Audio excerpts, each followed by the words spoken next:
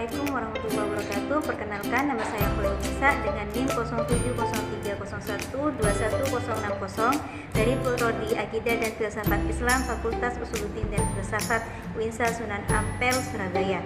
Saya akan menjelaskan materi tentang sejarah pemikiran dan sufisme Syekh Yusuf Al-Makassari untuk memenuhi ulangan tengah semester mata kuliah Tasawuf dan Tarikat Indonesia yang diampu oleh Bapak dosen Syaifullah Yazid MA. Biografi Syekh Yusuf Al-Makassari, yakni nama asli beliau adalah Abdul Mahasin Tajur Halwati Al-Makassari Al-Bantemi. Beliau lahir di Goa, Sulawesi Selatan pada tanggal 3 Juli 1626 Masehi dan meninggal di Cape Town, Afrika Selatan pada tanggal 23 Mei 1699 Masehi dan usia beliau pada waktu itu usia 72 tahun. Beliau juga dijuluki dengan Tuanta Saramaka Li Goa atau guru-guru juru selamat dari Goa. Pendidikan dan perasingan Syekh Yusuf Al-Makassari yaitu pada masa waktu muda Syekh Yusuf tinggal di istana. Nah, di istana itulah Syekh Yusuf mengenyam pendidikan Islam dan mampu menghafal seluruh isi Al-Quran di usia muda. Ia belajar di bawah bimbingan langsung dari seorang guru bernama Daeng Ritasamak saat remaja.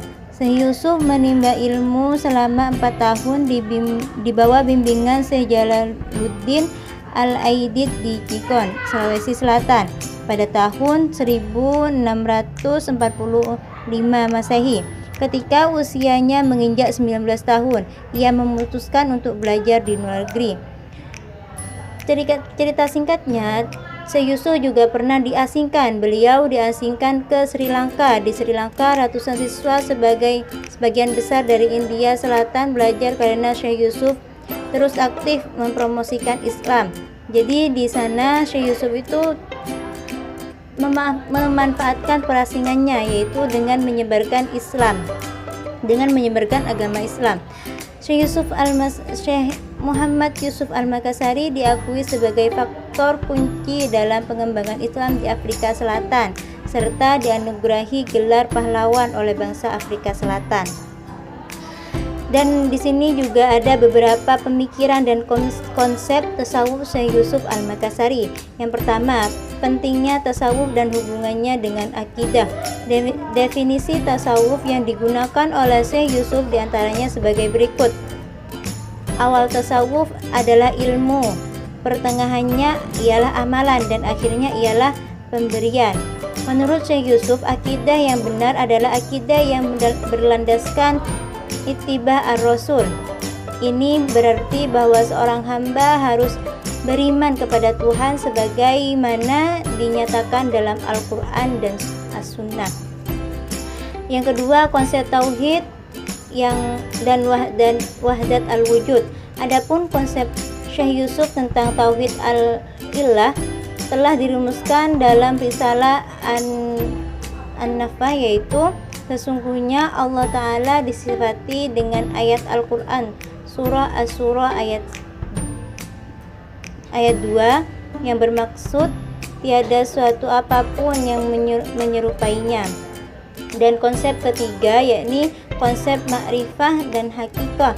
Dalam konsep makrifah dan hakikah, beliau selalu menghubungkan dengan dua istilah, yaitu syariah dan thariqah, yang selalu disinggung secara bersamaan.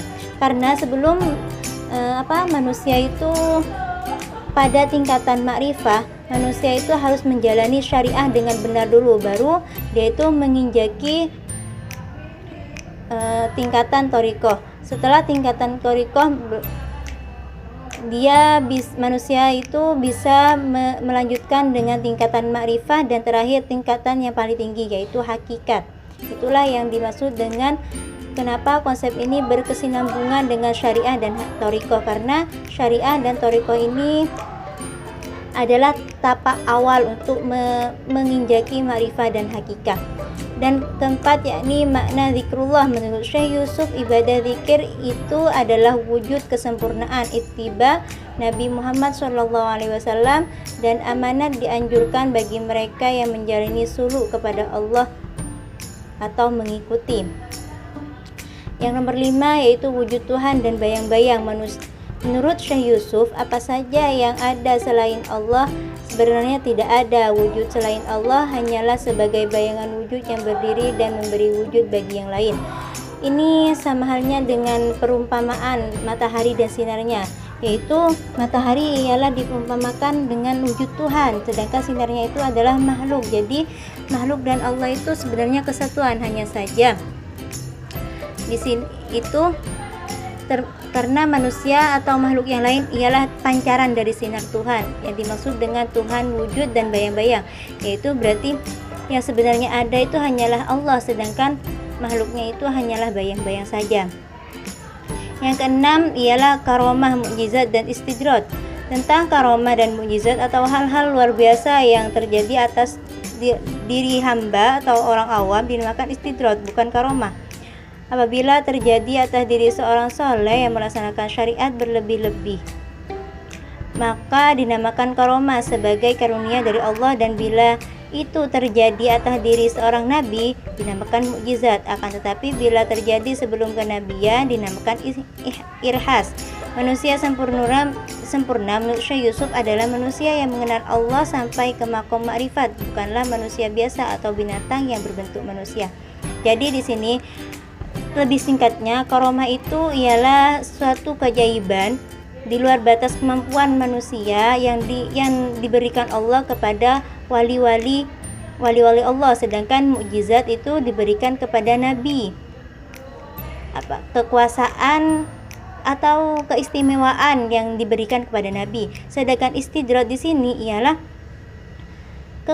kelebihan yang diberikan kepada seseorang yang fasik, tapi sama Allah itu diberi kelebihan untuk sebagai istidrat, sama halnya sebagai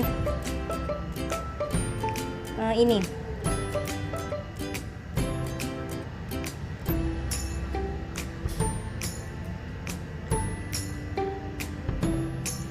Sedangkan menurut Syekh Yusuf Al-Makassari ini, manusia yang paling sempurna ialah atau manusia yang paling dekat dengan Allah itu manusia yang sampai ke makom makrifat, bukanlah manusia biasa atau binatang yang berbentuk manusia. Maksudnya binatang yang berbentuk manusia ini manusia yang menyerupai, tingkah lakunya menyerupai binatang. Yang ketujuh adalah al-insan al-kamil, manusia sempurna atau manusia sempurna. Sedangkan menurut Syekh Yusuf Al-Makassari ini ialah manusia sempurna adalah manusia yang mengenal Allah sampai ke makom makrifat, bukanlah manusia biasa.